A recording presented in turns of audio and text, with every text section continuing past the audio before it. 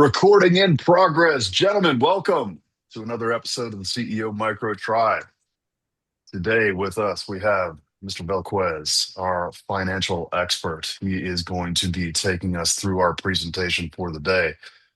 For those of you who are here and for those of you who do this remotely from the recordings, check it out. This is the format. We have a guy in the tribe who brings knowledge and expertise. This is your opportunity to leverage the value of the tribe. This is your opportunity to be selfish about what's going on in your business and ask questions. We encourage you that you show up, you leverage the tribe. Alex is going to provide us a presentation. That presentation is going to go up to about 15 minutes. And then we enter a open discussion area where you have the opportunity to interrogate Alex. He's offered his time to us today. Over so graciously. Thank you for that, Alex, to provide his knowledge and expertise to everyone here. I highly, highly encourage you, if you have something going on in your business related to the topic or the content, hand up. Let's talk about it. Let us know that you need some help inside of your business or you're looking for some perspective, and we have the opportunity to provide that mirror of feedback to you. So I am at this Paul Maskell's coming in here. We're going to admit him. Perfect. So, Marcio, do you have any announcements for the tribe today before we get going with Alex? Anything that you want to say, sir? Not really. Let's crush it. Phenomenal. Mr. Alex, we're That's going to hand it good. over to you. All right. You got me for 15 minutes. I was planning for 30, so maybe we can meet in the middle Well, at 20. I'll we push. can beat in the middle I'll at fly. 20. I'll fly through this stuff. I'll see if That's I can okay. fly through it. We'll see That's okay. what's the critical items here. All right, guys. So I'll try to get through this quickly, but all of us are either running a business or looking to acquire a business or working to uh, improve our business that we work for or something along those lines. So the goal today is really just to kind of talk through the importance of using your financial information for more than just taxes, right? Like your bookkeeper should be providing much more information for you than just booking the transactions and then giving information to your tax accountant at the end of the year. There's a lot of information in there that's really useful for driving the ship. And there's a reason why these large companies have such large, robust, and sophisticated departments around accounting and finance. So the key topic today will be cash flow and kind of forward-looking projections, but we'll also talk a little bit about analytics, brief discussion on projections and KPIs and things like that. So let's try to fly through this real quick. Quick introduction. So my name is Alex Velasquez. I've been in GoBundance for about 4 years now. I'm based out of the Los Angeles office. I'm a CPA. I spent most of my career at KPMG, and I now own and operate Horizon Advisors, technical accounting advisory firm for middle market corporations, pre-IPO, recent IPO, mostly publicly traded companies, and then recently launched Beyond the Books, which is enhanced bookkeeping, fractional CFO type services that we provide to professional service firms like ours and help them kind of get organized and implement some of this stuff in their business. So that's more tailored to small businesses between $2 and $10 million. Some of the companies that I've worked with in the past and our team has worked with in the past that you may recognize. So quickly, I'll just fly through this. Just ask yourself, how is this important to you? Once we start getting through this stuff, how can you apply this in your own business as a business owner? Are you in an acquisition? Can you use some of this information to really kind of pick apart the risks that you're about to take on? Are you an investor in a syndication deal or something like that where you can kind of use this information, or maybe a private lender, and you have some financials to analyze or your own business to try to beef up a little bit. So problem with basic accounting, most, bookkeepers and basic accounting, they just, they kind of do everything on a cash basis. and they just book transactions, kind of like what we talked about earlier today. So what that does is it doesn't really tell you the whole story of exactly how the business is doing. It just kind of tells you that, how you're collecting cash or expending cash, and because those are not lined up perfectly, you're not really getting good, clear information. So you end up with cash flow issues. A lot of business owners, they just look at their cash, their bank account. Maybe they have $800,000 in there, and they're like, "Hey, we're doing great. Take the family to Europe this summer, and I'm happy about that because we got a lot of money in the cash, in the checking account." The problem is you've got ins and outs, right? And you maybe have those in your head, but those ins and outs, like how much cash are you collecting in the next 30 days? How much is going out in the next 30 days? How much reserve should you have for those quarterly estimated tax payments that are coming due in 3 months? What reserve should you have to have a nice comfort zone as you're managing this business in case a rainy day comes or there's a downturn in the economy? You should have a nice little cushion to help you sleep at night. And then what's left over? Now that $800,000 maybe doesn't look so good when you start doing all this, because in reality, you probably have a surplus of like $20,000. And so then your decisions to go to Europe might change, and then maybe do like an hour and a half drive up the coast at an Airbnb for the summer because you need that cash in the business. You don't want to suck that out of the business knowing that the business is going to use it. So the goal really is to use the information to help you drive the ship, so that you know where the business is going, you know what needs it has, and you're well ahead of it. So you're not reactive, right? You're not coming due to pay payroll, and all of a sudden you realize, oh, I have to inject a bunch of cash into the business to cover payroll. You're well ahead of that. So that's really the problem we're trying to solve here. And why do the big companies do it differently? They have these, large, robust accounting systems just to get operational control and clarity, right? Strategic decision making, getting that business intelligence, and then what's important for us in small businesses is to kind of shift the mindset a little bit. It's not worth it to invest so much to get, maybe you're not at that point where you need a full-time controller, or you need to invest in all of the resources like a large business or company would have. But you should start taking some best practices and requiring that your bookkeeper or whoever's in charge of your accounting really provide you these reports monthly or weekly. And it's not a lot, and they're not that complex. We'll go through a couple examples here today that I believe are important. And it's something that you can definitely ask any bookkeeper or accounting professional put together for you, just to keep your finger on the pulse and kind of know where things are heading. So what are these best practices?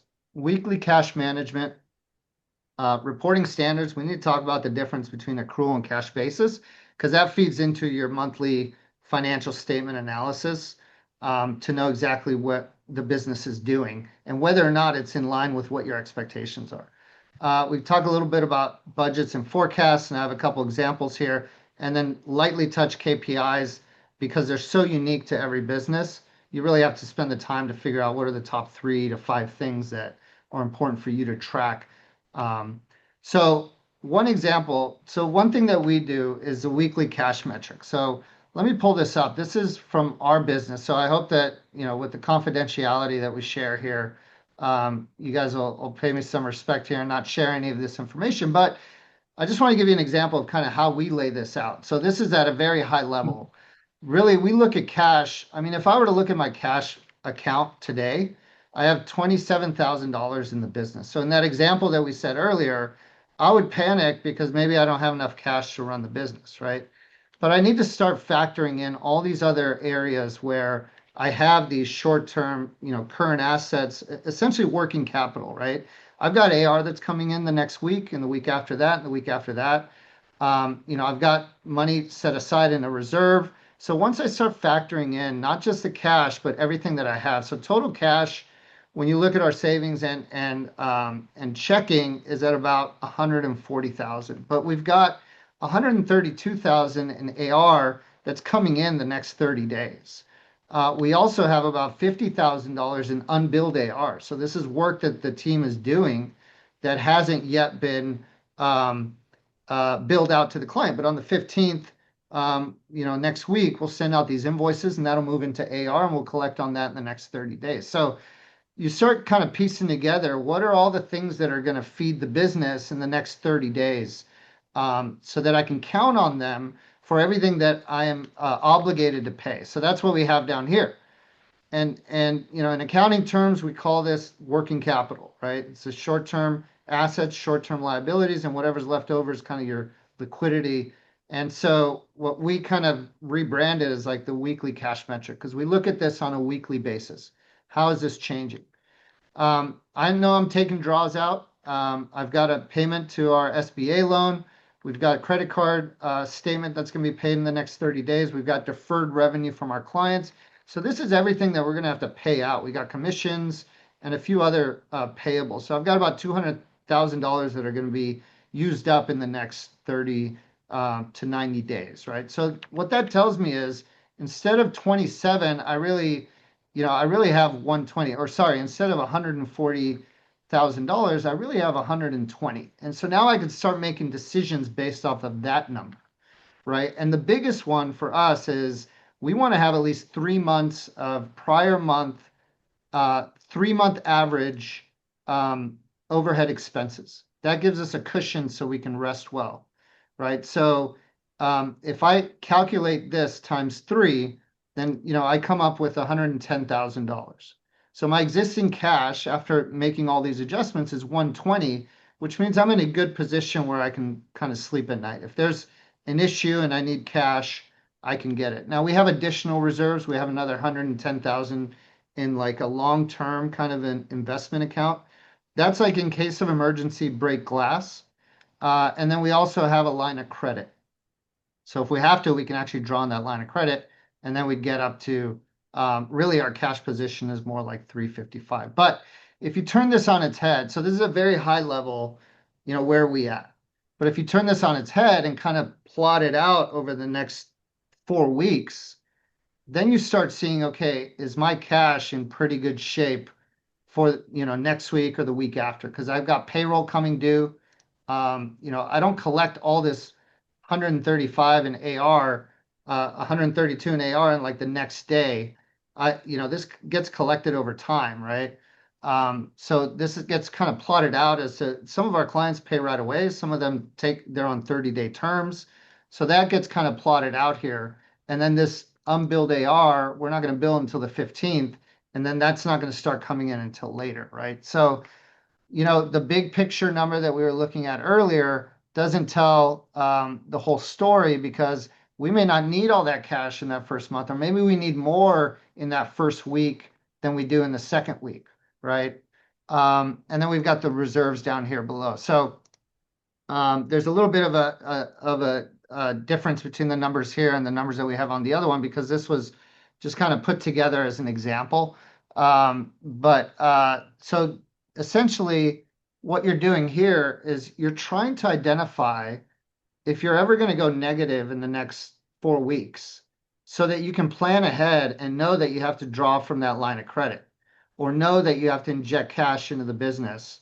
And if you're at a surplus, then you don't want money just sitting around in the business. You can invest in ROI activities. Maybe you invest in Culture Index for strengthening your hiring process. Maybe you invest in marketing, or you take the money out with the full comfort that the business isn't going to demand that money. Because if the money's just sitting there in cash, you can put that money to work in like a rental property or some other investment, and it doesn't need to sit in the business. Or you can put it back into the business if that's your highest return on dollars, right? So by knowing exactly where you're going to be in the next, every week for the next, 4 weeks or even further, you can go out 90 days on this. And you factor in any kind of reserves, like the cash reserve.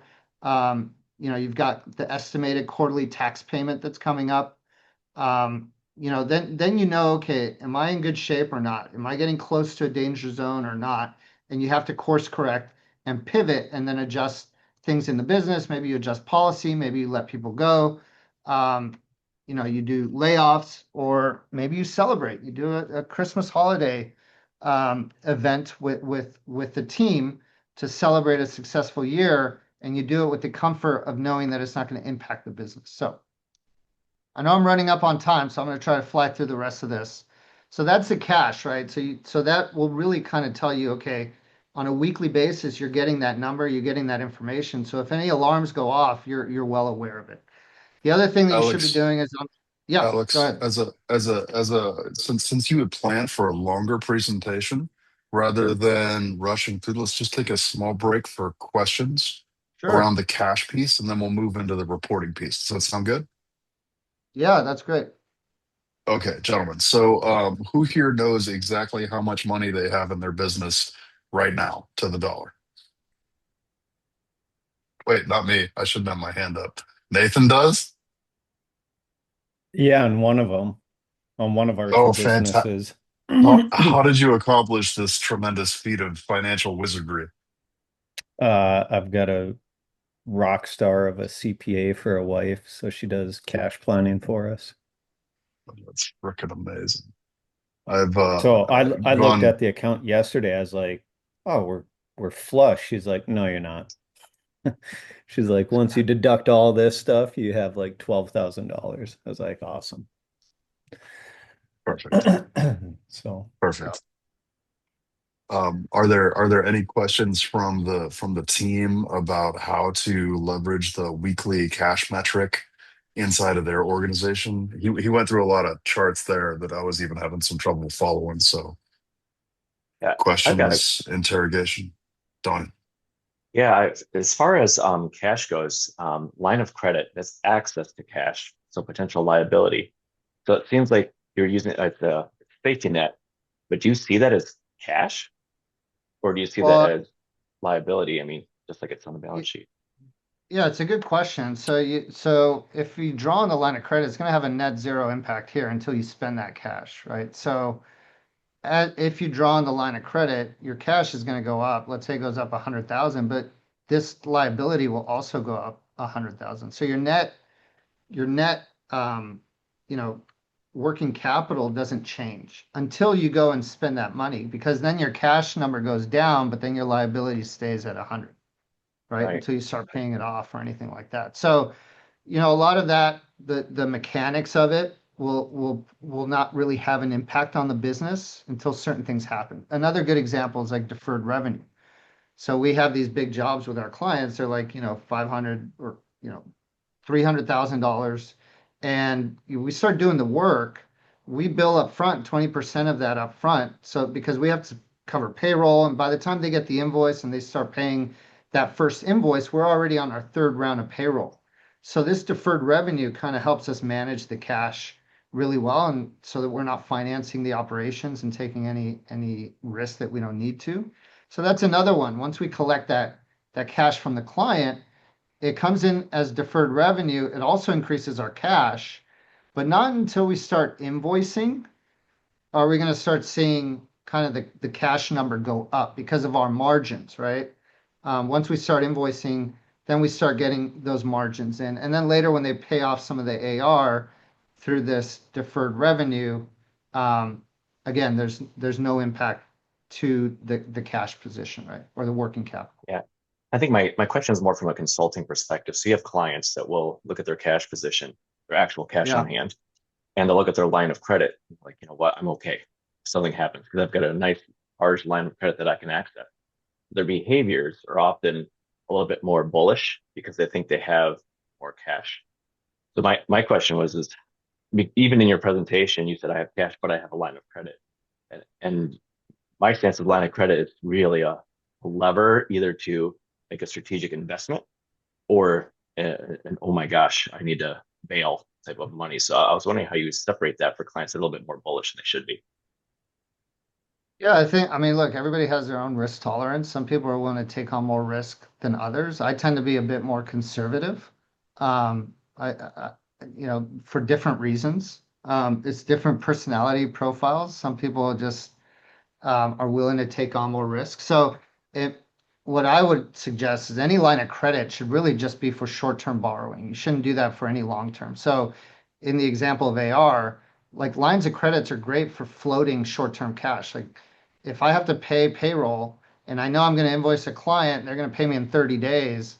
Now I draw on the line of credit just to cover the payroll until I get that AR paid. And then I pay down the line of credit to zero and I keep the margin, the difference in cash, right?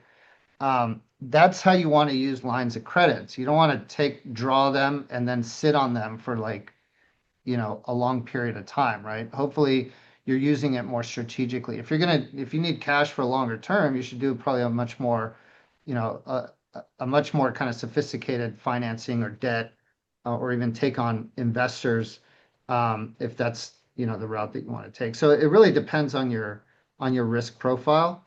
But in that example, the line of credit, I think, you got to be careful about how you're using it, right? And it really should be only reserved for, short-term borrowings that you're going to pay it back down to zero within like 30 days. That's really what it's designed for. Yeah. Yeah, I've got some clients right now that are very bullish, and I don't like having to touch a line of credits, but it's really hard. I'm their consultant. I'm not their CFO, but it's been more and more. So I was just curious how you would manage that. But your explanation, if I would just use that, is probably going to be very helpful. Become like a 30-day short-term Yeah, gap. I mean, there's a lot of different options, right? And the whole point of this is to know ahead of time so that you know what the best option is. You don't want to be caught in a position where you're drawing on the line of credit last minute because payroll's got to be met by Friday. You want to know, well in advance that you have to make a play. Are you going to use the line of credit? Maybe that's not right. Maybe you go to a bank and get something a little bit better. So the forward cash projection will kind of give you that data and that information, so you can decide whether the line of credit is the right move or not. Alex, how long does it take each week to update and spit out these reports?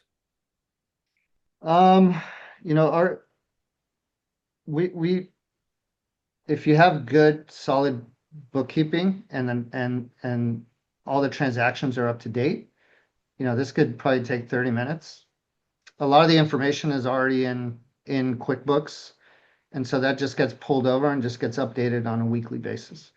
The monthly financials, which we'll go over next, that takes a little bit longer because you have to close out the month and really, there's a lot more that needs to be done there. But it depends. It depends on how complicated your operations are and how savvy your team is, right? Whoever's doing your bookkeeping or your accounting, they may be able to just do this, really, really quickly, but I wouldn't expect more than 30 minutes to, 2 hours max if you've got a lot of complex or one-off things going on that they have to investigate or try to reconcile before they put it in here. And if you run on EOS like we do, we have our weekly level 10 meeting, and this is something that we review every time in that meeting. It's always an issue that we talk through, because there are times where we're low on cash and we want to get up to that reserve number, and there are times where we have excess cash and we try to project it out even further, and then we say, all right, we feel really good about this excess cash. What do? Should we reinvest in marketing? Should we do this or that, right? And so our plan next year is to spend some money in marketing, but we have another few months to go before we get to the number that we'll be comfortable with.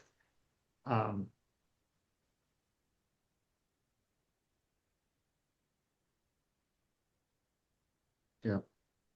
Any other questions? Okay. No, it's tremendous, sir. I just wanted to engage that active conversation around cash before you got to reporting. Please continue. Yeah. All right. So we'll go quickly through here. Accrual basis, cash basis. Everybody says cash is king, especially at the small business level.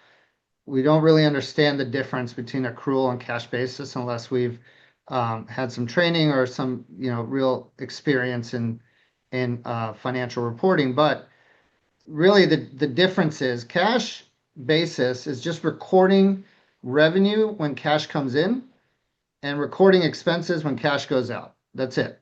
So you could have a month where you did 300,000 in revenue and only 50,000 in expenses, and you crushed.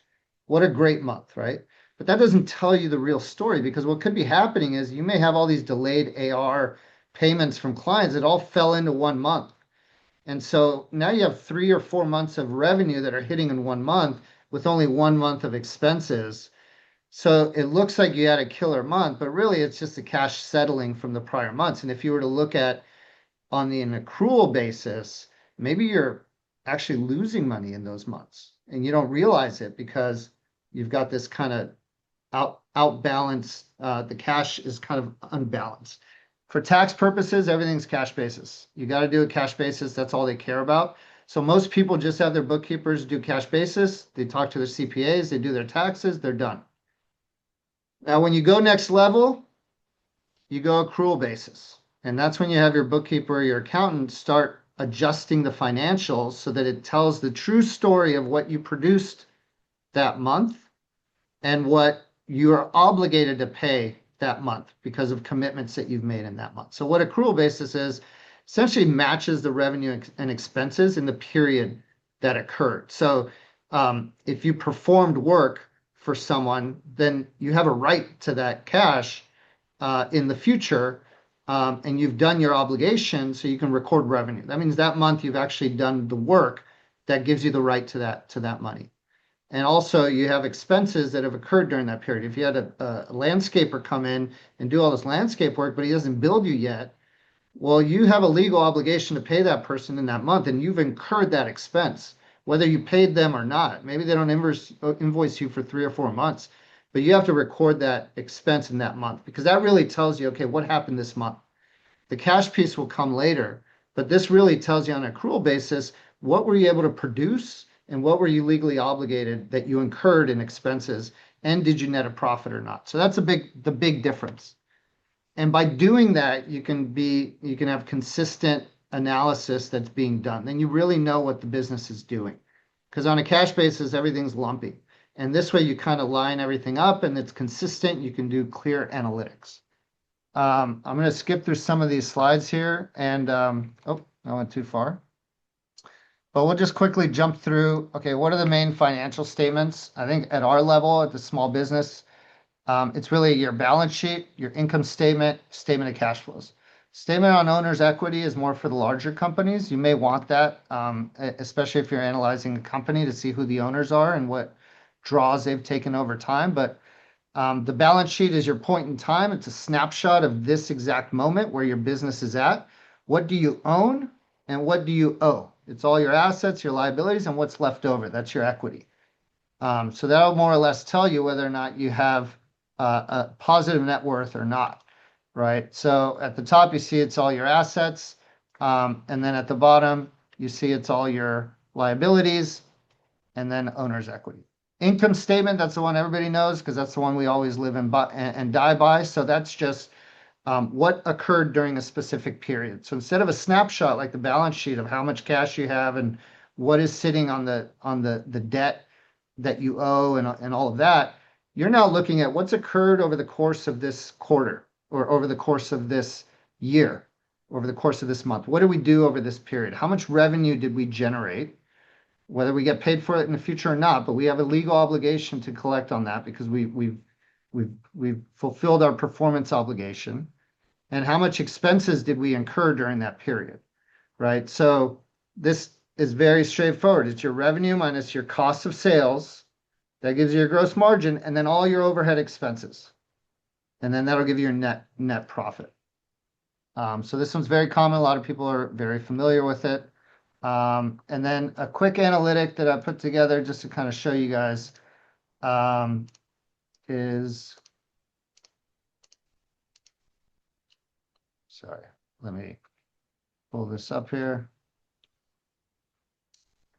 So one that we like to do, you can do a handful of analytics, but the best one to do, especially with, at a smaller level, is you take like a trailing 12-month average of what you're doing in the last 12 months.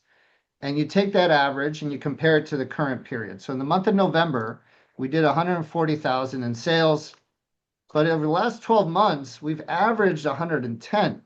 So the first thing you do is you look at the difference in both percentage and amount, because maybe it's a small amount, but a large percentage, and you don't care about it.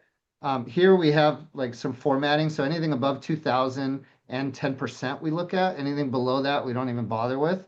But this tells me like, hey, November, that was a kick-ass month. We did pretty good. We did 30,000 more than what we've averaged over the last 12 months. So now you start asking the questions, what did we do right? What is working here? And then you start talking to your team and saying, hey, why did we do so well in November? And people start thinking about it and they're like, hey, we went to that conference in June and then we got all these contracts. And so those are starting to fulfill now in November. And so now you're saying, okay, let's do that conference again next year. So you start adjusting policy and you start adjusting things just to make sure that you stay on top of things, right? And you're aware of it and you're looking at it on a monthly basis so that if anything pops up, you don't miss it, right? And you're able to course correct quickly. If you're looking through, let's say, travel expenses, that's a good example that I always bring up.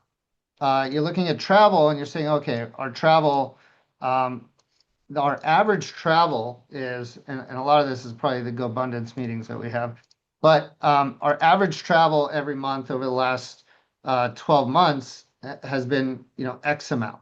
This month, we're, in our case, it's much lower because we didn't have a lot of travel activity this month. But let's say, for example, you've got 3 times as much as what you normally average this month. And then all of a sudden you're like, whoa, why did we spend, $5,000 in travel this month? And you start digging into it and you realize that one of your employees is putting personal expenses on his corporate card and he's taking his family and his wife on trips that have nothing to do with the business. And so by doing this analysis, things jump out. And then you ask the question, does it make sense or not? If it does make sense, then you just document that and you course correct. If it doesn't make sense and you investigate and you dig into it and you figure out what you need to do to kind of adapt and adjust, right? Maybe the travel expenses are 3x, sure, that's fine. But you did go to that conference this last month. We don't go to a conference every month, but last month we did.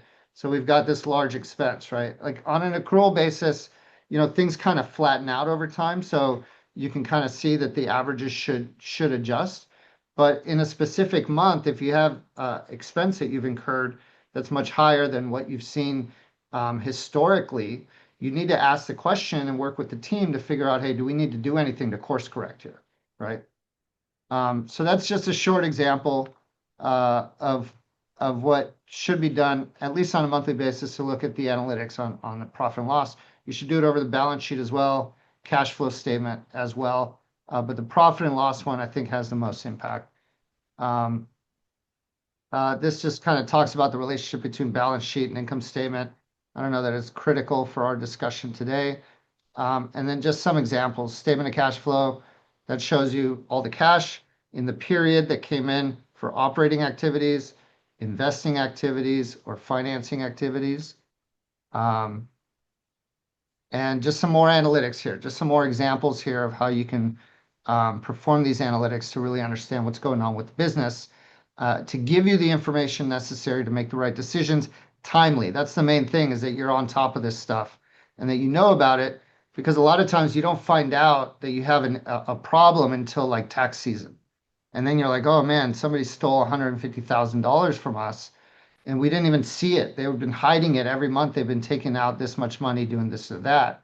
Well, by doing this, you're on top of it and it'll jump out. You start investigating and then you can adjust it, right? And you can impact it. And if things go really well and things are working, you're aware of that. And you're saying, hey, what's working here? Let's keep doing more of that. Let's reinvest in that marketing campaign that worked really well, right? You got your finger on the pulse, you see what's going on, and you can adjust quickly. Just a couple ratios here. These are very common, kind of your gross margin, profit on sales, return on assets. So there's a handful of ratios you can do over liquidity, profitability, cash flow, that we don't need to go into details here.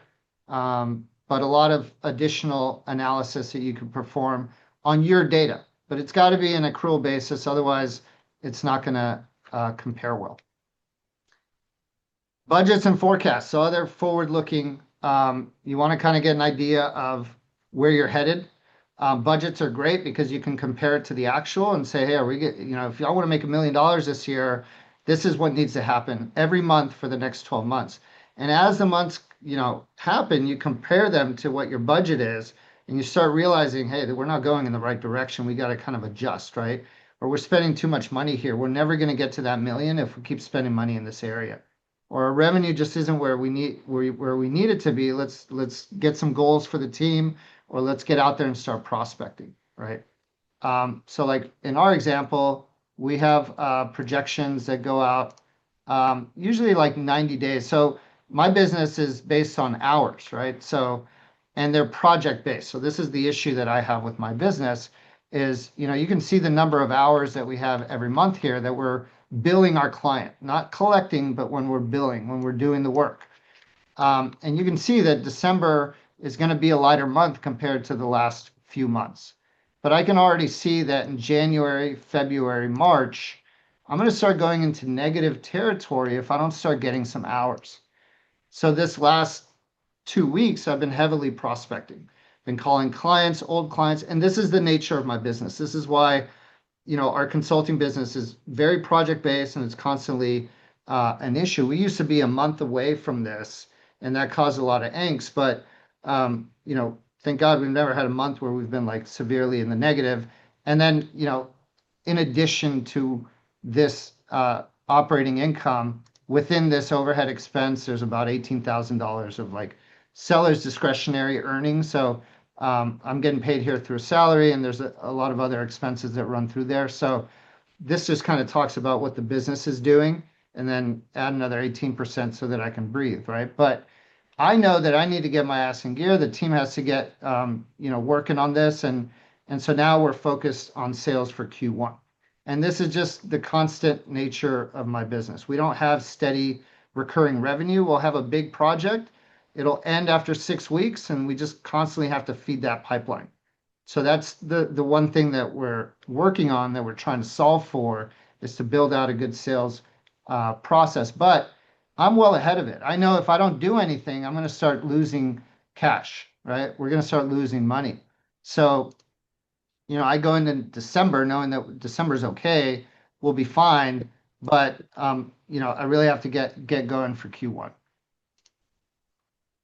Okay, so it's good to project out where you think your revenue is going to come in and what expenses you're going to have beyond just the 30 days that we talked about with the cash, but also, maybe for the year or for the next quarter, so that what your goals are and that you're going to hit them. Last topic, KPI tracking. This is really just your KPIs are very unique to your business. In our business, when we have salaried employees, it's like utilization rate. So we have to make sure that a certain percentage of their time is billable time. If it goes below that percentage, then we know we're going to lose money. So we have to track that. Our weekly cash metric is another KPI that we look at. There's certain KPIs that are unique to your business. And so the real work that goes into this is figuring out, okay, what are the 3 to 5 things that are very important for you to track so that you can stay where you want to be in your budget and in your financials. And at the end of all this, just to keep in mind, there is analysis paralysis. At some point you need to move and you have to actually take action. So it's important to note that you shouldn't spend too much time on this. You should really kind of, talk to your team, have them prepare this stuff for you, and maybe spend an hour or two a month, or maybe 30 minutes a week looking at that cash metric.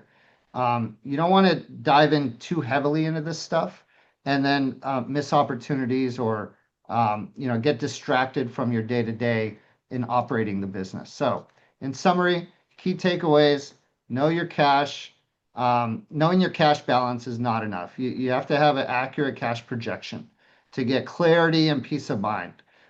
If you're having trouble sleeping at night because you're not sure where your cash is and what's going on, this will solve that problem.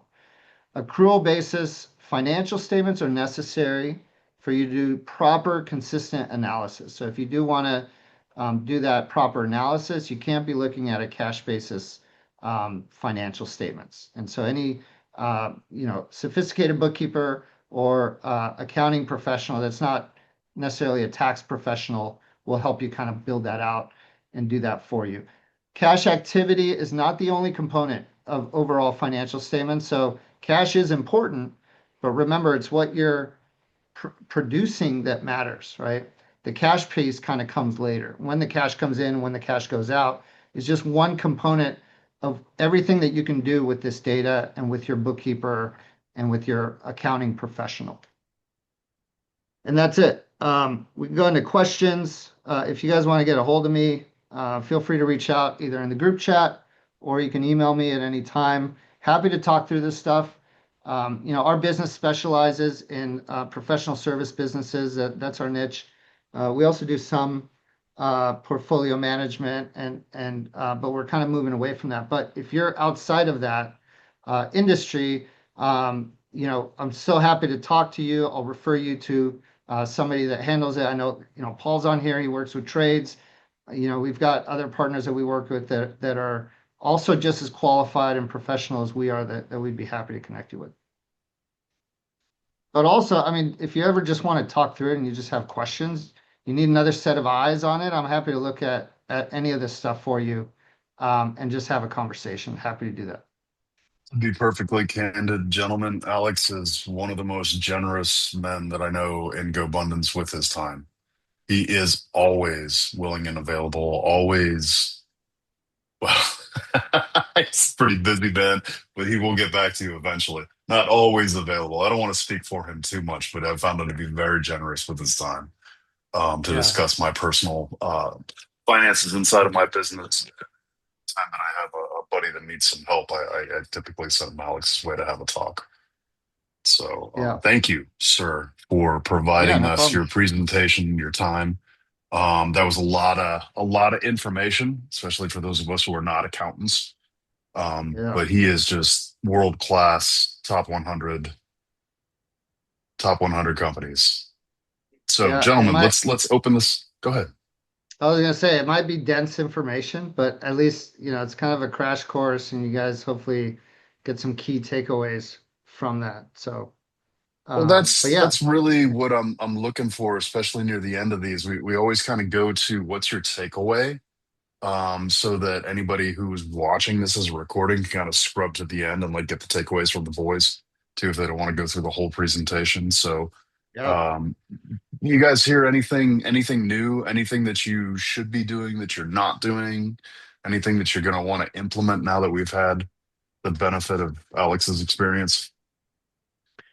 Yeah, I mean, just a quick question. So I just this week, because I'm doing my one sheet for the first time, one of the other GoBundance guys, the guy that suggested I join, he said, "Hey, if you don't know these numbers, get Monarch." Right, which is like a cash flow. So I've input all my personal and business accounts, and I'm trying to sort through all of that mess.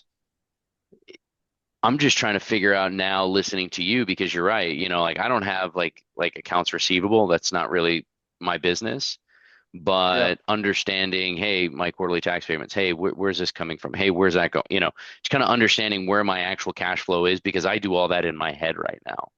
Yeah, most people do. Yeah. So, how do you implement that strategy with something like a Monarch? Because I've got multiple businesses. It's my personal as well in there. I'm just trying to figure it all out. Like what's my household? I want to do that for my household, and then I want to do that for my businesses, right? Because I'm running 3 different businesses right now. Yeah. I mean, ideally, if you really want to get sophisticated with it, you would do the businesses. You have an accountant that manages each one. You close the books on each one. You would consolidate them up, and that would give you your kind of total consolidated. Because I don't know if your businesses are related, but you may have intercompany transactions that you don't want to duplicate. So those need to be, zeroed out and eliminated in that consolidation process. And that'll tell you, okay, these 3 businesses individually are doing XYZ. But on a consolidated basis, this is really what we're doing, right? Now you have Monarch. I've never used Monarch, but I have friends that used it and they speak very highly of it. I think with Monarch, like you're just feeding it all the data from all the different sources, and it probably does a good job of categorizing everything. But I don't know that it really reports on it well or helps you with the analysis. So it would be helpful for you to maybe sit down with a professional to say, hey, this is what I want. How can I use these tools to get there? Now, me personally, like we have our accounting team that does this stuff. And, I just because of my background, I tell them what I want and what I'm looking for. And so you may not have that, but if you have somebody that can help you, kind of go through it, and I'm happy to talk through it with you, then you can give that guidance to your team, and they can kind of put together the pieces that you need. Or look through that Monarch and see, okay, we've got all this information. Are there reports in here, some custom reports that we can put together that will give you this information? It may not be perfect because you're not going to have those eliminations, or maybe they're just kind of grouping things and it might not be perfect, but at least will give you some guidance. And a professional would be able to tell you, like, hey, you got to look out for these red flags because if you're looking at this, maybe you're not factoring this other piece in that you need to consider, right? So they'll help you kind of configure that. And then from there, you can kind of take it on your own and maybe, get quarterly or half year check-ins and things like that. Yeah, I will say that I've used QuickBooks in the past, and Monarch is way better in terms of just visualizing the money flow and all that stuff. So for Yeah. anybody that is looking for some sort of software to help them out, check it out. I literally signed up this week. I got a 7-day free trial. It's pretty good. It's pretty helpful. I like it better than QuickBooks. Hmm. Yeah.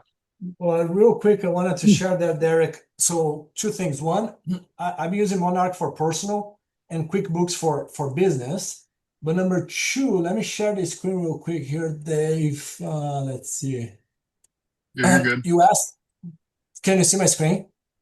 Yeah, you got it. You're presenting. Okay. So Derek, that forward-looking cash flow for my different businesses, I have my finance person instead of that Excel spreadsheet, which is a little heavy for me, and then I have the combined.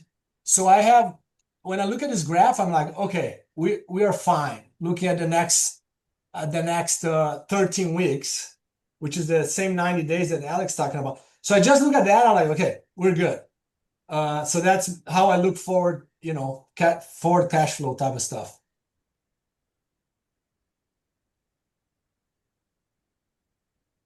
Yeah, this whole concept Alex, of getting organized. Sorry, I didn't mean to cut you off there. I mean, it gets No, expensive no, no, because no, I no. mean, As entrepreneurs, we absolutely do not get our shit together unless we are forced to. Okay. yeah. There's just so many nuances and transactions and details, and to get it right, you spend a lot of hours cleaning that stuff up, and that's where it can get really expensive. But once you've got a handle on it and you've got this steady cadence, I mean, there's a reason why these large companies, I mean, such a big component of their overhead is the accounting and the finance. So, the accounting team is really kind of like what's occurred in the past. And then your finance team is kind of forward looking. So anything CFO is like, help me kind of plan ahead. But they can't do that if the historical's a mess, right? So the accounting department really makes sure that the data is being kept up and it's clean on a monthly basis. And then the finance team takes that data and they kind of project out and they're like, hey, if we were to buy this business, how would things change? And maybe they put together some pro forma financial statements or, more forward looking stuff. But again, I mean, you can go over the top. That's why I think it's important to kind of keep it simple and just add like maybe 3 to 4 things to your business that help you really kind of get that comfort and peace of mind. I may want to talk to you some more to kind of get an Yeah, understanding of what those things should be for me. yeah, happy to talk. Shoot me a text or shoot me an email, and then we can connect. Whenever you're free. Be great. Alex, I really liked how that one Excel sheet showed the trailing 12 plus then the current month next to it. Because Yeah, that's something I've always done like, manually in my head, I guess. I've always been good at spotting trends.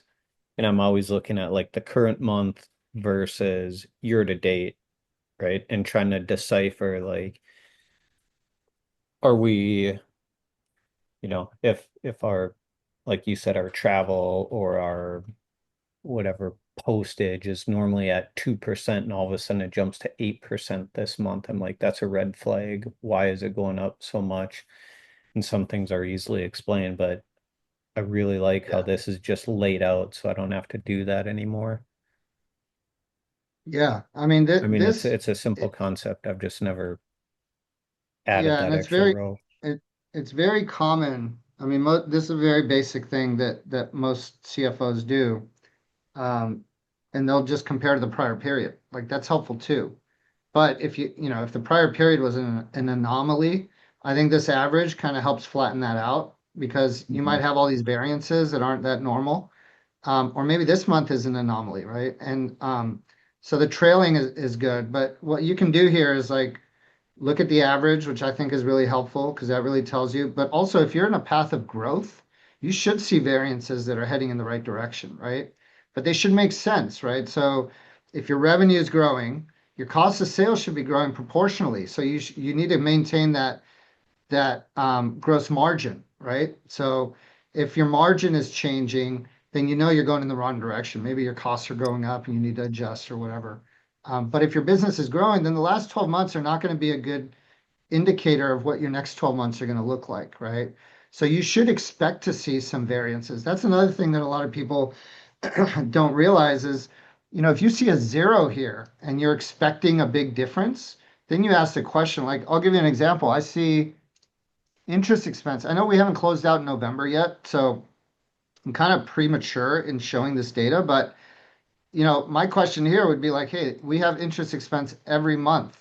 Why didn't we get it in November? I can tell you right now, she just hasn't accrued for it yet because we haven't closed the books. But I would investigate this and say what's going on, right? And then, oh, we paid off the debt last month. We don't have interest expense anymore going forward. Oh yeah, great. That's awesome. And then now I can repurpose that cash somewhere else or whatever. But yeah, this is, I think, critical and really helpful. And then, you can just pull this out of QuickBooks. And oh, I think I got the freeze on here. But you can see kind of how all these months are, you just pull out the monthly P&L in QuickBooks, and then you just take your average here and then do your variance. And so I wouldn't suggest that you do this because you've got enough going on, and what's going to happen is it's not going to be a priority. I would suggest that whoever's responsible for your bookkeeping prepare this for you as a deliverable. And this should be a monthly expectation that you should have it by the 5th day of every month. They should have the books closed out and they should have this report to you. And then you should schedule some time to either go through and review it yourself or to sit with another team member in leadership and go through it with them because things might jump out to someone else that doesn't jump out to you and vice versa, right? And then otherwise, if you just plan on looking at it and you don't schedule the time, you may not look at it for 3 or 4 months and things might be happening in the business that you wish weren't, and you're not aware of it.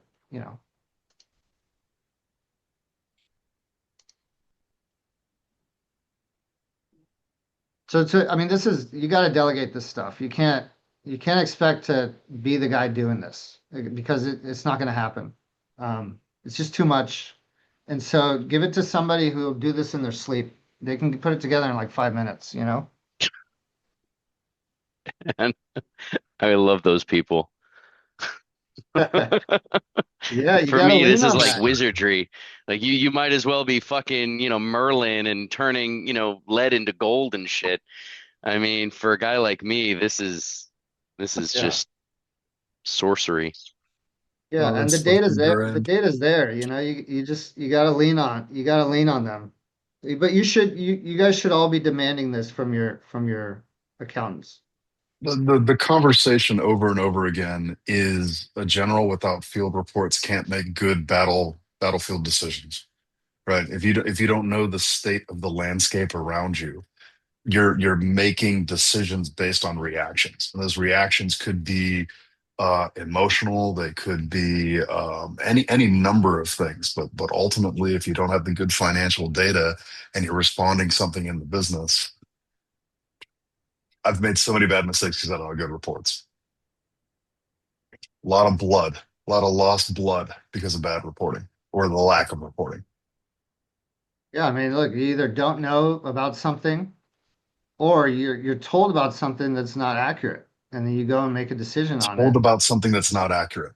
Yeah. The other thing is like told about employee performance that isn't accurate. So Yeah. somebody's not producing. Oh, well, that's we need to fire them. And like, okay, well, are they producing? Were they given the right metrics? How much money are we paying that individual? How much revenue can I attribute to that individual? How much net profitability can I attribute to that individual? What is the cost of that individual for a human capital perspective? What's the return on investment and net profitability attributable to that particular individual? Is that an appropriate ratio? And better yet, is this an A player, a B player, or a C player? They can't all be A players. If you think about Moneyball, you can build a whole team full of C players. That's no problem if the expectation is I pay you $1 and I get 3. Fine. But without the reporting, how do I really know what the performance is? Yeah. Is And is that's, that a C. QuickBooks function too? Can we just print that report? I haven't found That'd be that button cool. in QuickBooks. I bet you Alex could build it for me, but I haven't found the button. Hey man, the AI is they're gonna start merging all this stuff together. It's just gonna be one bot that can do everything. So Yeah, One your bot to rule QuickBooks them all. agent, one bot to rule your QuickBooks agent that comes with your subscription, right? That's around the corner, I'm yeah. sure. But that's a good So, point too. I mean, gentlemen, there's AI tools out there that'll help you with this stuff too, guys. Like you can feed it the reports or yeah, the data and it'll put together yeah, analytics for you. but And they do a look, good job of identifying yeah, some red flags too, but it's not as good Derek, as having Derek hit like, the nail. yeah, Derek hit the nail on the head, man. It's about getting the person to do it for you. Garbage in, yeah, garbage out. Somebody's got to yeah, maintain this thing and keep it clean, and it can't be us because we're pulled in too many different directions. And just because yeah, we're more capable and just because we have an ability to do so doesn't mean we have the capacity to do so. Doesn't mean we have the desire to do so. Doesn't mean that we're the best person for it. You know, get one of those Tesla robot Excel spreadsheet guys that can just do the alchemy, the wizardry, and make it happen. So, gentlemen, as we come to a close today, we just have 1 minute before the end of the call. I'd like to thank you all for your attendance today. I'd like to thank our special guest, Alex. Thank you for taking your time. Thank you for providing your expertise to the tribe and for making yourself available for other folks. Anybody who's watching this on recording, you can find Alex's information from the GoBundance directory. Hunt him down. Again, he is a generous man and he has always been willing to talk to me when I needed something done. So thank you, sir, for that. We will yeah, see my y'all pleasure. back here. Oh, actually, we're not going to be back in 2 weeks because back in 2 weeks would be on Christmas Eve. This is our last one Yeah. for the year, isn't it, Marcio? Oh yeah, Oh my God, baby. we should be having like a Christmas party or something. Where's Yeah. the, the Should have worn a obligatory hat. pizza party or something? Merry Christmas, gentlemen. Merry Christmas and a Happy New Year. We'll see you the 2 weeks beyond that as we start January and we begin a new year of the CEO Micro Tribe. I wish you all the best for your holiday and your new year with your family. Please be well, hold them close, embrace them, love them, and take some time off from your fucking business. Gentlemen, Yeah. goodbye. Take care. Bye. Thanks, guys. Thanks, Thanks, Dave. Thanks, Alex. Bye Marcel. bye. Merry Christmas, guys. See you guys.